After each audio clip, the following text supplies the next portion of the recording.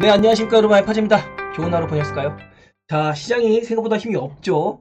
아침에 0.8%대로 미국 시장의 힘을 받아서 강세 흐름을 시작했는데 바로 돈의 힘으로 선물 시장에서의 수급이 도와주지 않으면서 우리 시장이 하루 종일 눌리는 모습을 보였습니다.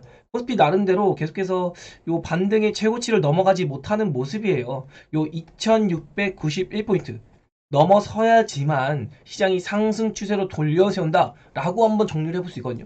그런데 그 흐름에서 윗골이 달고 안착하고 오늘도 갭상승했지만 기어이 안착까지는 하지 못했다. 그래서 하방 압력에 대한 부분들이 아직도 존재한다. 특히나 오늘 밤에는 미국의 비농업 고용 지수가 나옵니다. 한 달에 한 번 나오는데요.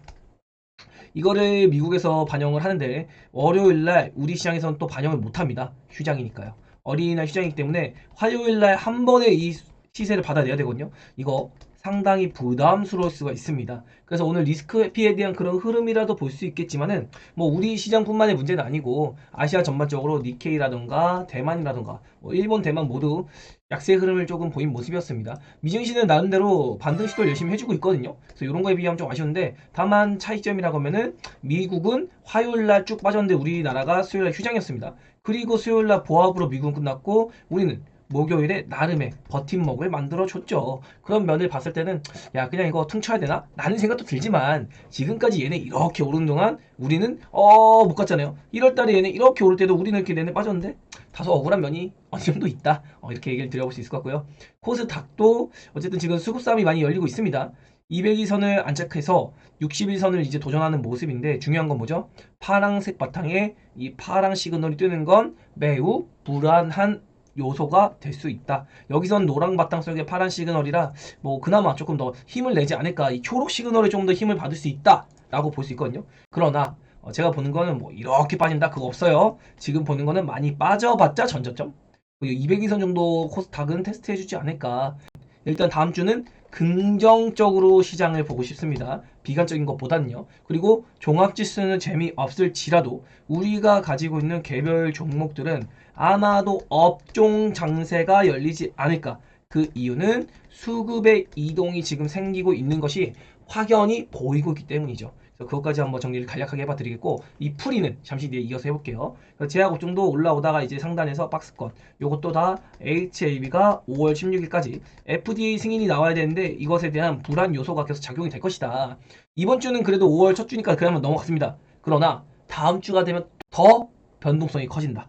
그래서 이번 주도 제가 경계를 하자 HAB에 대한 이런 불안 요소가 우려가 될 수 있으니 빨리 결과가 나오지 않으면 조금 더 출렁출렁거림이 생길 수 있습니다. 근데 사실 출렁거림이 나오더라도 뭐 FDA 승인이 딱 진짜로 된다고만 하면은 단기적으로라도 슈팅 나오겠죠.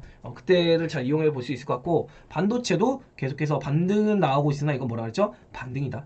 기어이 오늘 갭상승했는데 오늘 시장을 누른 요소의 주요 원인은 반도체였다. 그래서 반도체도 여기까지 눌리는 거 보고해도 전혀 늦지 않을 것 같아요. 그래서 추세가 이렇게 존재를 하니까 반도체도 하단 라인을 공략하는 게 훨씬 더 투자하는데 유리할 것 같다. 그래서 이렇게 나오면 여기서 공략을 해도 좋은 포인트를 가져갈 수 있을 것 같으니까 미리 현재적으로 대응할 필요는 없을 것 같다.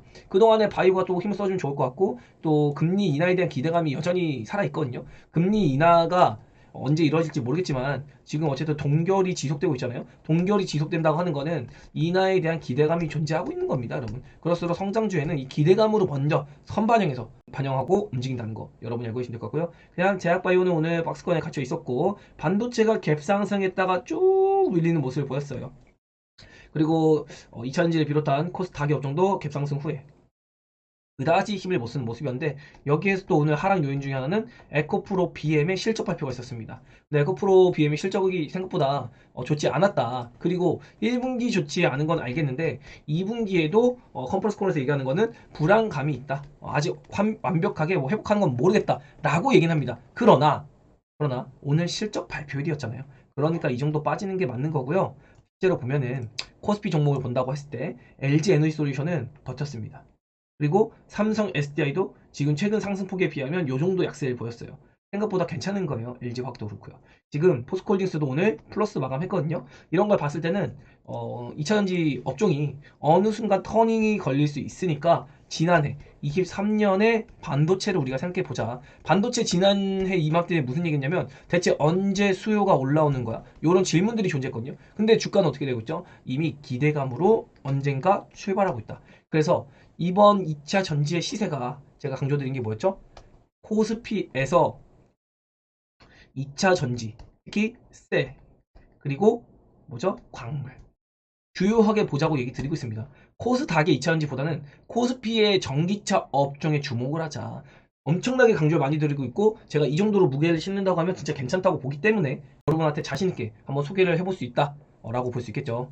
자, 그래서 오늘의 이야기를 오전 브리핑을 토대로 한번 본다고 하면은 파월 연준 의장의 연설이 있었는데 그때 기자회견식이었거든요. 길지도 않았습니다. 정말 짧은 내용인데 제 귀에 들어온 거 딱 한 단어였어요. QT. 이 QT 완화라는 키워드에 대해서 제가 어제 설명을 드렸잖아요. 프리에서 뭐 이런 과정을 이용해서 지금은 양적 긴축에 대한 완화가 시작될 것이다, 할 것이다 라고 얘기했어요. 그러면 당장 어제 미국 시장에서 반응을 했어야 되는 게 맞는 겁니다. 근데 어제 반영을 안 됐으면은 적어도 어제 우리 아시아 시장에서는 이 양적 긴축에 대한 호재가 반영이 됐어야 됐거든요. 그것도 안 받았는데 미국에서 어제 후행성으로 받았습니다. 그런데 우리 시장에서 또 안 받았어요. 이거 되게 문제 있는 겁니다. 그래서 이거는 호재와 악재가 중요한 게 아니라고 제가 정리해 드린 것 같이 결국에는 미국 시장도 파월 연준 의장의 연설이든 뭐든 돈의 힘으로 자기들 마음대로 해석한다고. 마찬가지입니다. 지금 그냥 돈의 힘으로 찍어 누른 거예요. 갭상승했는데 그냥 선물로 찍어 눌렀습니다. 별 수 없는 거예요. 자, 아무튼 이건 이거고 팩트를 한번 체크해 본다고 하면은 제니 옐런 재무장관도 지금 QT 완화에 관련해 가지고 우리 이거 양적 긴축하던 거 조금 풀어주려고 경제 부양을 미리 현재적으로 해줘야 될 것 같아 라고 하면서 살짝 풀어준 그 뉘앙스를 풍겼거든요. 그러면서 증시 우호적인 흐름이 어제 미국장에서 나온 거고 양면의 칼을 가지고 있습니다. 첫 번째는 이렇게 QT 완화에 대한 기대감 이런 게 또 있고 반대편에서는 야 이번에도 파월 의장이 틀린 거 아니야? 예전에는 22년까지 금리 인상 안 한다며 그러더니 22년 1월부터 갑자기 금리 인상을 막 시작했죠. 이런 거 같이 혹시 연준 의장이 거짓말 치는 거 아니야? 라는 의견이 있거든요. 그래서 이런 의구심을 가지고 있는데 이는 두 가지 다 맞다고 볼 수 있어요. 첫 번째로 단기적인 시세는 뭐라 그랬죠? 이번 달 5월 달에 나올 4월의 경기 지표들 이런 거를 파월 연준 의장이 모를 리가 없다고 했잖아요. 저도 알고 있으니까요. 그러면은 이 CPI, PPI, PC를 봤을 때 파월 연준 의장 입장에서는 6월에 FOMC를 앞두고 마냥 매파적으로 얘기하기는 다소 무리가 있다. 왜? 매파적으로 얘기했다가 경기 지표가 갑자기 인플레가 잡히는 쪽으로 넘어가 버리는 거예요. 그럼 파월 연준 의장은 그냥 도르마무가 되는 겁니다. 아니 내 강세 얘기하든 말든 경기 지표에 따라서 갑자기 증시는 올라갈 테니까 시장은 환호할 테니까 인플레 잘 잡혀가고 있네? 연준 의장이 이것도 몰라? 라고 할 수 있겠죠. 그러니까 연준 의장은 자기가 알고 있는 정도로만 얘기한 겁니다. 그리고 QT를 통해 가지고 이런 것들 가늠해서 혹시 모를 리스크, 금리 인하를 위한 교두보를 미리 마련해 둔 것이다 라고 판단해 볼 수 있겠죠. 그리고 경기 침체가 보일 수 있기 때문에 선제적으로 QT 완화를 시작하는 것도 맞는 말이고요. 반대로 금리 인상의 확률도 반영하는 것도 맞습니다. 왜냐면은 지금 어쨌든 지표들이 튀는 것도 있고 무엇보다 금리 인하가 9월 달엔 그래도 한번 나와야 될 것 같거든요. 바이든이든 트럼프든 계속해서 제롬 파월 연준 의장을 압박하고 있잖아요. 근데 이 파월 의장 입장에서는 그래도 뭐 2차 짜가지고 9월에 금리 인하 하면은 뭐 정치권의 만족도 되는 거고 또 시장의 만족도도 되니까 이미지 관리가 좋아지겠죠. 그런데 여기에는 전제 조건이 하나 붙는다고 있습니다. 결국에는 금리 인하를 하려면은 시장에 폭락이 하나 있어야 돼요. 시장에 하락이 있어야 금리 인하에 대한 명분을 만들 수 있습니다. 그래서 도리어서 여름쯤에 어떤 지표든 어떤 일이든 금리 인상에 대한 시각이 부각이 돼서든 뭐 이런 악재가 나와서든 해서 시장에 하락이 나오면 그때 금리 인하에 대한 명분이 만들어지고 연준 입장에서 금리 인하가 진행될 수 있다. 참고로 파월 연준 의장이요. 여러분 26년까지 의장 임기직을 유지할 수 있거든요. 요거 하면 이제 은퇴하는데 아직도 나이가 젊어요. 50년대생이기 때문에 아직도 욕심이 많으실 거거든요. 제니 옐런 재무장관도 예전에 연준 의장이었죠. 이렇게 뭔가 활동을 하고 싶을 거란 말이에요. 그러면 자기의 정치적 기반도 분명히 살려놔야 될 것입니다. 그리고 파월 연준 의장은 원래 경제학자가 아닙니다, 여러분. 경제학자가 아니라 원래는 변호사 출신이에요. 여러분 잘 모르실 텐데 파월 연준 의장은 로스쿨 그리고 정치학과를 나와서 변호사 출신이기 때문에 정치적인 욕심이 분명히 있는 사람입니다. 대학교 전공 자체를 정치학과를 나왔으니까요. 그러니까 이런 부분까지 우리가 고려를 한다고 하면은 파월 연주 의장이 막연하게 정치권의 바이든과 트럼프의 사이에서 결중점을 찾아가려는 노력을 할 수 있을 것이다 라고까지 이야기를 드려볼게요. 그래서 금리 인하가 어쨌든 올해는 시작될 가능성이 높은 건 맞는 것 같다 라고 이야기를 드리고 있고요. 제일 중요한 얘기인데 제가 2월 달부터 야 이거 AI 기술주가 너무 센데요. 3월 달 넘어가니 AI 기술주가 쉬는 구간이 많아지고 있습니다. 4월이 되더니 이거 AI 기술주에서 슬슬 힘이 빠지는 것 같고 다른 개별주가 올라가는 거 봐야겠는데요? 라고 얘기 들었는데 당장 1월, 2월에도 이런 얘기 들었습니다. 애플이 못 가요. 그래서 새로운 대장이 나올 겁니다. 그게 엔비디아였죠. 근데 다시 지금 애플이 어제 2% 강세 보였고 시에서 5, 6% 강세 보입니다. 그러나 AI 기술주들은 마침 어제 얘기 드린 거 뭐였죠? 엔비디아의 컨퍼런스 콜에 주목을 해야 된다. 왜? 여기서 2분기 실적까지 좋을 건 알겠는데 3분기에도 과연 지금만큼의 성장할 수 있을까? 지금 이렇게 성장하던 각도가 이대로 유지해서 갈 수 있을 것인가? 성장 각도가 꺾이면 이거 어떡하지? AI 기술주에 대한 의구심이 들 수 있는 겁니다. 그래서 새로운 대장, 애플을 비롯한 테슬라 등등의 새로운 시세의 대장급들이 나올 가능성을 우리가 생각을 해봐야 된다는 거죠. 물론 AI 반도체의 성장성은 누구도 의심할 수 없습니다. 그런데 이거 어디서 본 멘트 같지 않나요? 바로 작년에 2차 전지입니다. 전기차는 어차피 갈 길이야. 2차 전지 어차피 수요 확대해야 돼.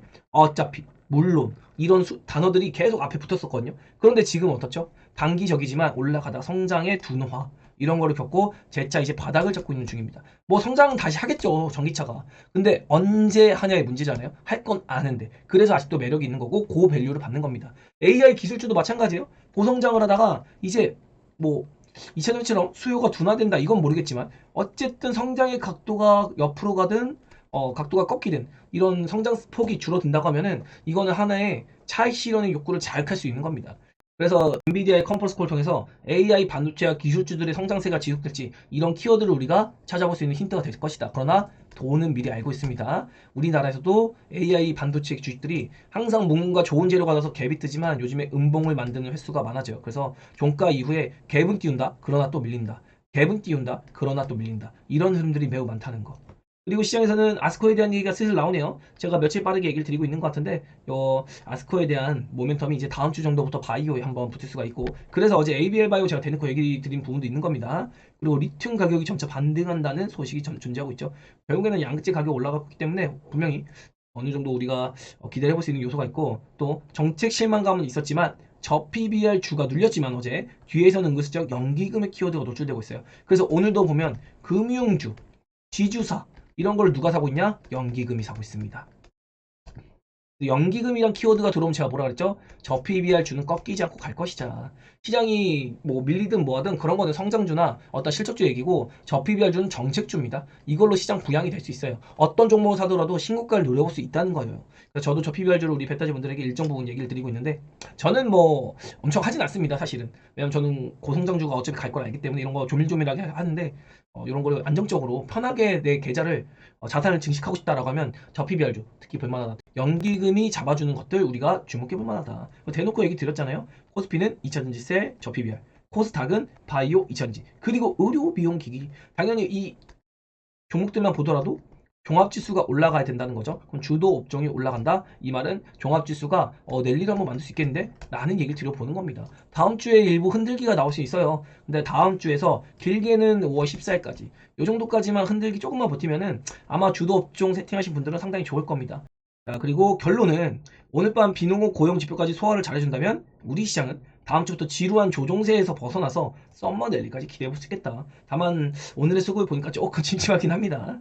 어쨌든 이번에 랠리가 나온다면 상반기에 주도주에서 전환되는 흐름이 나올 건데 그게 이제 AI 기술주에서 한번 전환이 될 수 있다. 이런 포인트적인 거를 얘기 드려보는 거예요. 그래서 미국 시장도 결국에는 돈의 힘으로 뭐든지 해석하고 우리 시장도 마찬가지였다. 이게 가장 정확한 핵심이고 증시 1격언입니다. 이걸 명심해야 돼요. 이유를 찾지 마세요. 결국에는 주식시장은 돈의 흐름에 따라 움직이는 지표이다라고 보시면 되겠습니다. 그래서 오늘 시장도 뭐 딱히 매크로는 볼 거 없습니다. 그냥 약보합으로 어제와 마찬가지로 쉬는 흐름이었고요. 특이사항으로는 삼성전자인스가 갭 떴다가 밀린 정도. 정말 아침에 셌었는데 밀렸어요. 그래서 되게 특이했고 그리고 반도체도 오늘 엄청나게 약세 보인 것 같지만 요것도 종합지수적으로는 안 빠졌는데 여기에 리노공업이 또 오늘 초강세를 보였거든요. 코스닥에서는 리노공업이 돈을 빨아들이는 효과가 반도체 업종에서 나왔었다. 이 정도로 볼 수 있겠습니다. 그리고 시장을 너무 과하게 밀릴 거라고 보지 않는 게 계속해서 외국인을 잡아주고 있거든요. 우리 시장을 장기적으로는 좋게 보고 있습니다. 근데 단기적으로 흔들릴 정도로 보고 있는 거지, 큰 흐름에서는 우리 시장이 뭐 이런 흐름이 있을 때 큰 흐름에서 뭐 요런 게 나올 수 있는 거다라고 보시면 될 것 같아요. 그래서 파생시장 수급을 보면은 오늘도 5,700억 가량을 외국인이 매도를 했습니다. 그래서 누적 순매도가 거의 6조가 넘어갔어요. 요거 아마 해소하러 한번 나와야 되는데, 이렇게 누적이 많이 돼 있다는 것 자체도 사실은 차후에 걷어들이면서 땡길 수 있거든요. 근데 이거 땡겨드리면 설물에서는 수익이 엄청 극대화가 되진 않을 수가 있습니다. 그러나 외국인이 뭐하고 있죠? 현물 매집을 하고 있습니다. 요거에 대한 수익은 이미 극대화가 될 거란 말이에요. 저가 매수가 들어갔으니까. 그리고 파생은 파생대로 적당히 챙기고 이런 걸 노리는 거고, 시장은 크게 하라고 보지 않는 것도 프로그램이 오늘 하루 종일 매수를 잡아줬다. 그래서 이거는 생각보다 외국인이 힘 자체로 시장을 못 가게 막아 세우고 있구나. 요 정도 이상으로 크게 뭐 해석을 하고 싶지는 않았다. 또 지금 매크로 지표에 보면은 환율이 일단 오랜만에 1360원대로 내려왔습니다. 1363원이고요. 그리고 달러 인덱스 지수도 105포인트로 상당히 진정세를 보이고 있고, 이게 만약에 104포인트 아래로 내려온다? 증시는 당연히 내일 만들 수 있을 것이다. 그리고 미시장은 애플의 파워로 강세를 보이고 있고, 선물 시장에서 빅스 지수도 우려감 별로 없습니다. 비트코인도 나름의 반등세를 보이고 있는 상황이고, 유가가 80불 아래로 내려왔죠. 그래서 제가 조선주를 어제 시가에 팔았다고 했습니다. 오늘도 약세를 보였는데, 팔 땐 팔아줘야 돼요. 빨리 돈 냄새 맡아야 되는 겁니다. 그냥 이것저것 재면 안 돼. 그냥 유가가 80불 아래야. 그러면 조선주가 잠깐 쉬겠지. 그리고 나서 자기 모멘텀이 생기면 그때 다시 갈 겁니다. 지금은 유가로 인한 수급이 들어간 게 있는 거예요. 그래서 이 유가로 들어간 수급이 어느 정도 빠지는 시간은 필요할 것이다. 이런 시선을 여러분이 꼭 알고 계셔야 될 것 같고, 그리고 무엇보다 좋은 거는 증시 우호적인 건 10년물 국채 수익률이 4.6% 이하로 내렸습니다. 당연히 증시 우호적이죠. 그래서 이런 것도 우리가 긍정적으로 시장의 어떤 호재거리로 볼 수 있겠다. 이렇게 볼 수 있고, 뭐 고용지표나 이런 것만 문제 없으면 다음 주에는 랠리 한번 기대해 보고 싶습니다. 그 증거로 예탁금이 늘어나고 있어요. 예탁금은 종합지수 대비 계속 늘어나고 있는 상태고, 요거 조만간에 60조 넘어가면은 진짜로 랠리가 나올 수 있습니다. 증시 대기자금이 늘어나는 거거든요. 그에 반해서 신용잔고는 그다지 많이 늘지 않았죠. 그래서 요것도 상당히 우리가 호재거리로 볼 수 있다. 결국에는 메이저의 수급이 붙고 있다라고 볼 수 있겠고요. 누적 외국인의 순매도는 3.8조로 잡히지만 플러스 2조에서 시작을 했기 때문에 6조가량 4월달 내내 한 달 동안 6조의 매도 정도가 나오고 있는 것이다 라고 볼 수 있겠고요. 그리고 연기금의 시장기, 밸류업 방향 기준 연기금. 어제 정부 지원 방향은 그다지 재미가 없었다라고 하면서 실망감을 가지고 있었지만은, 결국에는 연기금이라는 키워드가 있는 겁니다. 일단은 밸류 프로그램 도입 예고 이전까지는 2차 전지나 기술주 성장성이 부각되는 종목들을 사들였는데, 지금 3월 달부터는 저 PBR 주 쪽으로 많이 힘을 쓰고 있습니다. 결국에는 얘네가 바스켓 매매를 할 거예요. 그래서 이거 뭐 포스코홀딩스라던가 셀트리온 뭐 이런 종목들도 순매수를 열심히 해주고 있는데, 이런 거 아마 부각이 조만간 될 것 같고, 무엇보다 금융지주사 종목 위주로 사들인 셈이다. 그래서 오늘도 금융주랑 지주사가 강했고, 제가 계속해서 금융주, 지주사 쪽 이걸 모르겠으면 ETF 이런 거 얘기 드리고 있죠. 그래서 코스피에서는 PBR주, PBR주나 아니면은 코스피 셀 기업들, LG화학도 마찬가지고 이런 종목들 긍정적으로 볼 요소가 있겠다라고 정리해봐 드릴 수 있을 것 같습니다. 자, 그래서 우리 시장의 종합 지수는 지금 당장 가늠은 안 되는데, 일단 뭐 내려칠 가능성도 있습니다. 내려쳐봤자 2600 언저리 같아요. 뭐 여기까지 내려온다는 아직은 안 보이고요. 조금 더 랠리를 기대해보고 싶은 그런 상황이다. 펀트로 봤을 때도 제가 얘기 드렸지만은 요번에 한번 뚫으면 진짜 대박입니다. 그냥 날아가요. 제가 5월, 6월에도 한번 크게 늘릴 수 있다라고 얘기 드렸는데, 그게 4월에 먼저 나온 것 같다. 적당히. 엄청 세게 아니고. 그래서 원래는 이게 나왔다가 이렇게 죽어야지 진짜로 1년에 한 번 나오는 하락이 한 번 나오는 거거든요. 물론 다음 주에도 시작해가지고 다다음 주까지 2주 동안 폭락이 한 번 나올 수도 있습니다. 근데 차라리 이거 나왔으면 좋겠어요. 이거 나오면 끝이거든요. 그 다음에 갈 일밖에 없습니다. 그런데 이게 안 나오고 어중이 떠중이로 그냥 밀고 올라간다? 그럼 위에서라도 8월 달에는 한번 찍어 내릴 수 있다는 거. 요건 여러분이 견디셔야 됩니다. 올라갔을 때 뭐 빠진다고 해도 지금 똑같이 865포인트하고 온다고 해도 여러분 개별주의 타격은 생각보다 있을 수 있다. 그래서 그거는 제가 차후에 하나씩 추적을 하겠습니다. 그러나 지금 일단은 너무 경계하지 말자. 많이 빠져도 요 이상.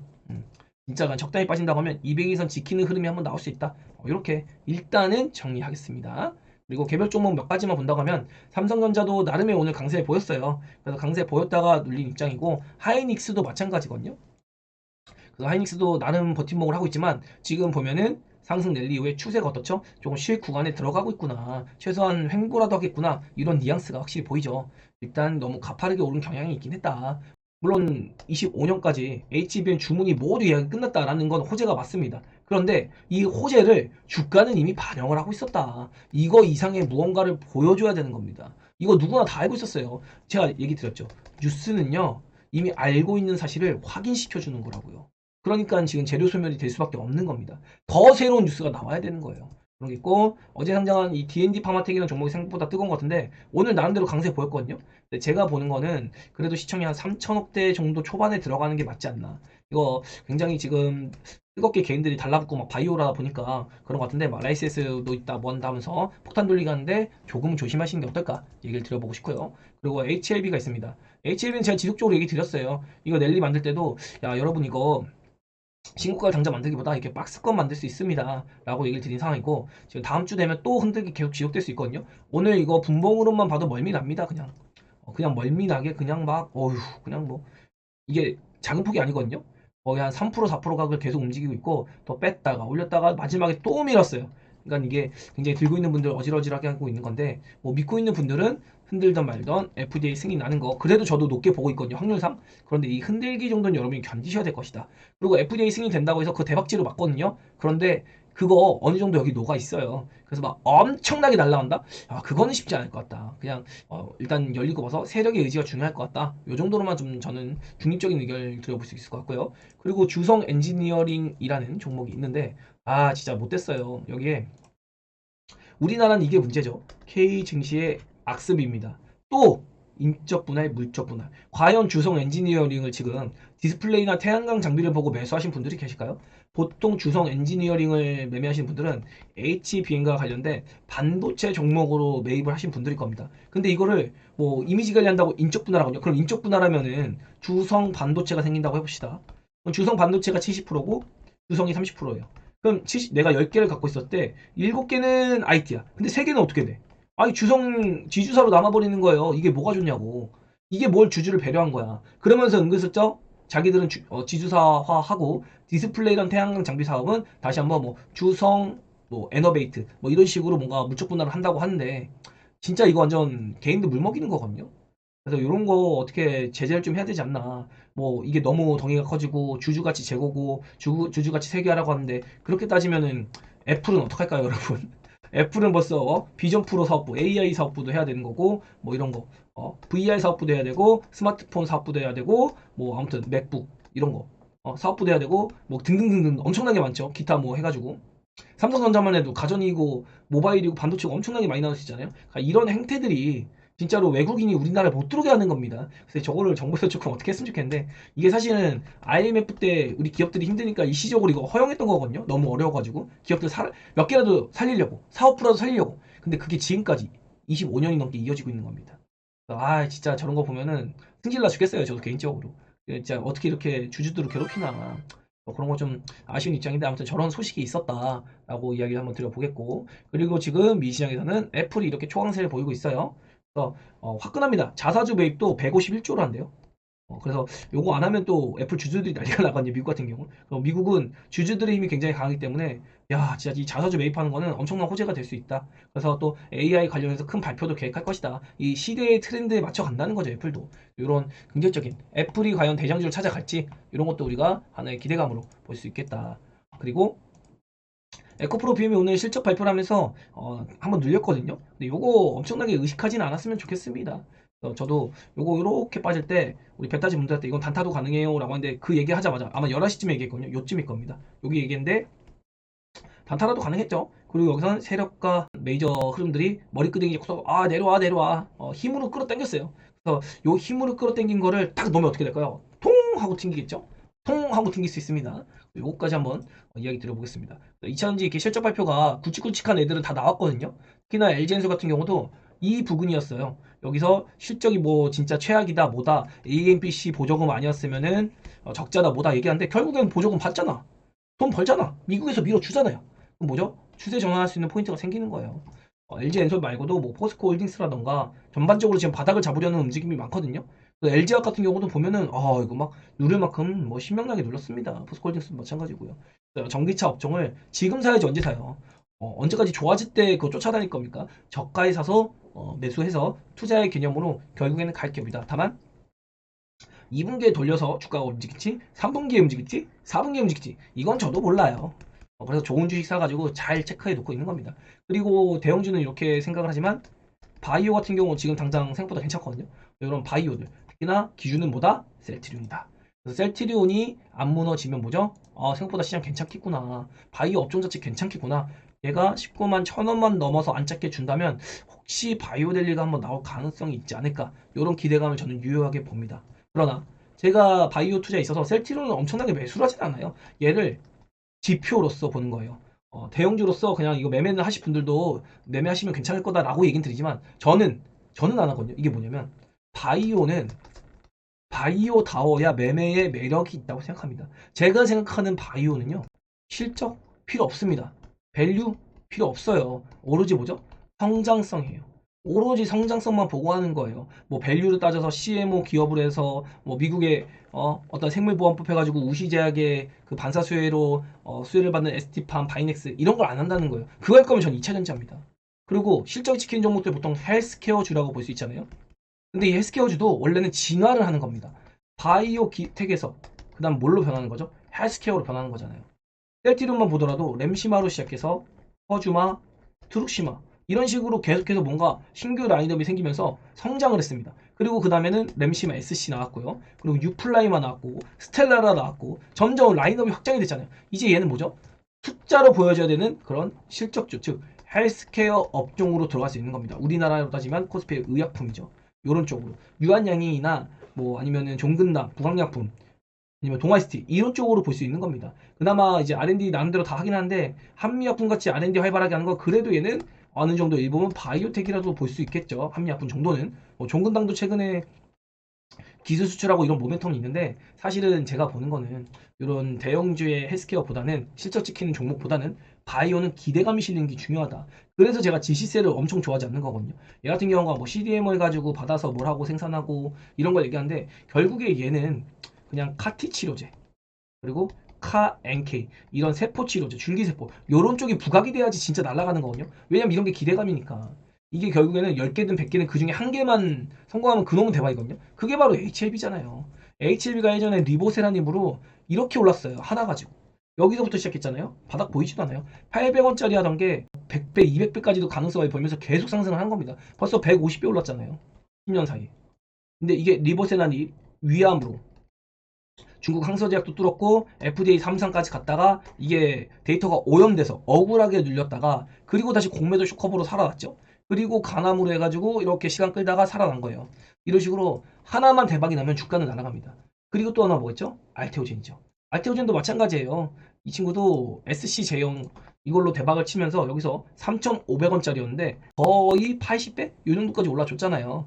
그래가지고 이런 걸 봤을 때는 바이오는 한번 시작하면 제대로만 성과를 보이는 진짜 실체가 있다면 대박이 납니다. 이런 거를 해야 되는 게 맞는 겁니다. 어디서? 지금과 같은 꼭대기 말고 지금 얘가 9.3조예요. 여기서 잘 가서 30조 간다고 칩시다. 200% 수익률이거든요. 리스크를 대비해서는 200%의 수익률을 보려고 여기서 꼭 목매야 될까? 저는 200% 수익률을 안정적으로 볼 거면 차라리 셀티리온 보는 것도 나쁘지 않다고 생각하거든요. 셀티리온이 200%못 갈까요? 저는 얘 나중에 120조잖아요. 지금 기준으로 41조니까 123조 가면 200% 수익률 나옵니다. 알테오제 9.3조예요. 얘가 한 28조? 요 정도 가면은 이제 200% 나오거든요. 그러면 과연 안정성으로 따졌을 때 누가 더 매력 있을까? 알테오젠만 갈까? 지금 위치에 산다고 하면? 물론 알테오젠을 아랫단에서 뭐 4만 원, 5만 원 사가지고 지금까지 왔으면 한번 해볼만 합니다. 왜? 내가 저가에 갖고 있고 눌려도 그 가격 밴딩에서 움직이니까. 그런데 지금 신규로 진입하는 입장에서는 그다지 매력이 없다는 거죠.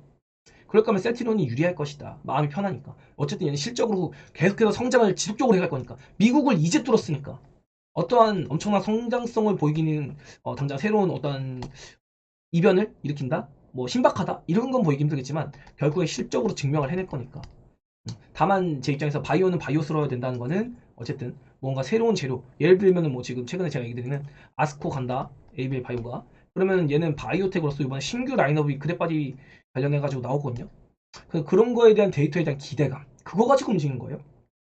예를 들면 예전에 JP모건 갔다 와가지고 ABL 30 이거 사노피에다가 대형 계약을 했잖아요. 그런 기대감.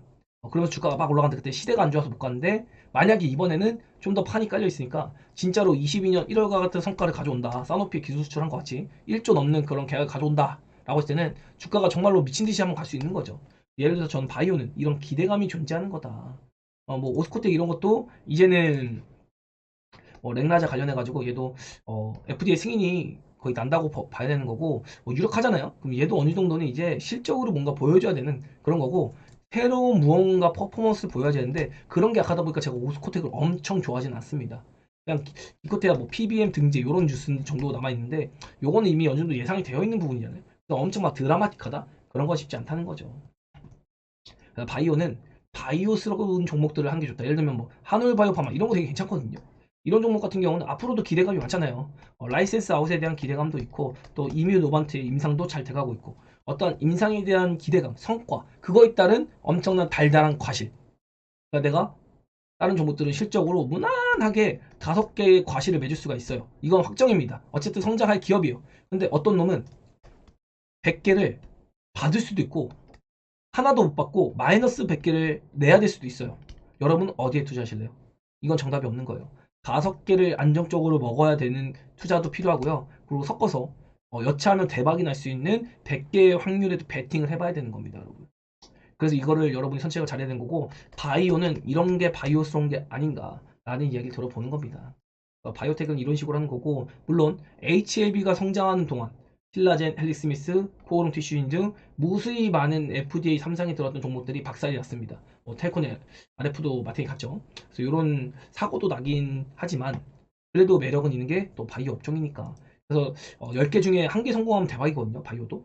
그런 관점으로 여러분이 바이오는 바이오스럽게 하는 것도 한번 생각을 해보시는 게 어떨까라는 생각을 한번 가져보는 쪽으로 제가 얘기를 드려보겠고요. 그리고 2차 전지도 오늘은 그냥 쉬어가는 모습이었어요. 그러나 이제 터닝이 나오는 거 충분히 기대해 볼 수 있으니까 이런 것도 한번 여러분이 지금 쉬고 있을 때 관심을 가져야 될 부분이고요. 뭐 민테크 이런 거 새로 상장해가지고 LG엔솔이나 에코프로 어쩌고저쩌고 하는데 제가 장비주 관련해서 잠깐 얘기를 드리면은 반도체랑 마찬가지거든요. 그래서 얘네가 반도체도 소부장 중에서 장비주가 제일 먼저 움직이고 그 다음 소재, 부품, 뭐 메모리 밸류체인 해가지고 이런 식으로 움직이거든요. 근데 장비주가 먼저 움직일 때도 증착, 그리고 식각, 그리고 우리나라는 노광 없죠. 노광 없으니까 빼고 그 다음에 세정 이런 식으로 순서라는 게 어느 정도 살짝 존재합니다. 아니면 뭐 동신세미 같이 유일무이한 소재 기업이 되던가 아니면 뭐 특수 장비 이런 게 먼저 올라요. 반도체 밸류체인도. 그런데 2차전지도 마찬가지입니다. 전극 공정이 있고요. 이 전극 공정에는 뭐 압착도 있고 그 다음에 믹싱이 있고 근데 믹싱이 제일 먼저니까 믹싱 기업해가지고 지금 윤성 FNC, TSI 그리고 JMS도 그런 쪽으로 믹싱으로 신규 상장했죠. 근데 조금 비싸긴 한데 그리고 뭐 PNT가 하는 게 뭐 놀 압박, 놀 압착 이런 거, 놀 프레스 막 이런 거 있잖아요. CIS 이런 애들 그런 거 하고 그 다음에 남아가는 게 이제 조립하고 열 처리 요런 쪽하고 그 다음에 후공정 그리고 검사 이런 식으로 순서라는 게 있어요. 근데 이 민테크는 지금 갈 자리는 아닙니다. 내가 보는 거는 요 전극 공정 애들이 먼저 움직여주고 그래서 PNT가 지금 믹싱부터 해가지고 전극 공정에 더 깊이 관여를 하려고 하고 있거든요. 그런 것도 있고 그리고 뭐 DNT 같은 경우는 이제 레이저 커팅 막 이런 거 필에너지랑 하고 있는데 글쎄 씨발 이것도 뭐 디테일하게 얘기하면 너무 기니까 그냥 간략하게 얘기하면은 DNT 같은 경우는 모 회사가 AP 시스템인데 얘네가 할 수 있는 거를 여기다가 떼줘가지고 사업부를 만들어준 겁니다. 그래서 상장을 억지로 시킨 거예요. 실제로 AP 시스템이란 기업이 해외에다가는 자기들이 그냥 만들어 보내거든요. 그러니까 AP 시스템은 밀키트를 제조하고요. DNT라는 기업은요. 이 밀키트를 납품 받아가지고 참고로 APS가 얘네 지주사 대주주거든요. AP 시스템이랑 그러니까 이제 AP 시스템이 형입니다. 그리고 DNT가 동생이에요. 형이 동생한테 밀키트를 제공해요. 그럼 DNT가 밀키트로 요리를 만듭니다. 냄비에 넣고서 그냥 팔팔팔 끓여요. 그래가지고 고객한테 식탁에다 올려주는 팔아먹는 그런 거라는 게 DNT예요, 여러분.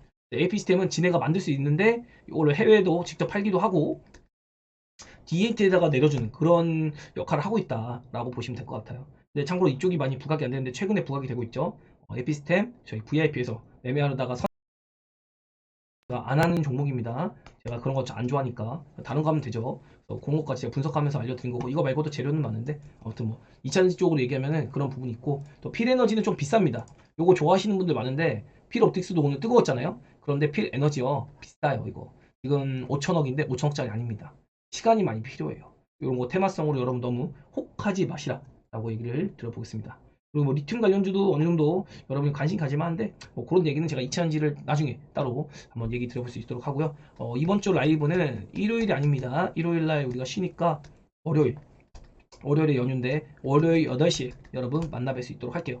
오늘 미국 시장까지 제가 한번 체크해보고 지금 가장 중요한 건 수급 이동이 일어나고 있습니다. 지금 세팅을 잘 못하면은 다시 한번 여러분 2달 정도 재미가 없을 수 있습니다. 그래서 지금 세팅 충분히 잘 하셔야 되고 오늘도 보니까 엔터 게임 막 이런 걸로 여러분이 현혹하던데 이런 쪽 하는 거 아니에요. 지금은 죽더라도 차라리 반도체에서 죽는 게 낫습니다. 반도체 다시 갈 거예요. 죽더라도 IT, 2차전지, 바이오에서 큰 비중을 실어놓고 대기 타는 게 맞다. 이 정도로 지금 저는 마무리 짓도록 하겠습니다. 네, 좋은 오후, 좋은 연휴 되시고요. 여러분 계좌가 이미 좋아지고 있어야 됩니다. 그것까지 제가 강조를 또 드리고 저는 월요일 8시에 라이브 방송에서 만나뵐 수 있도록 할게요. 네, 좋은 연휴 되세요. 안녕.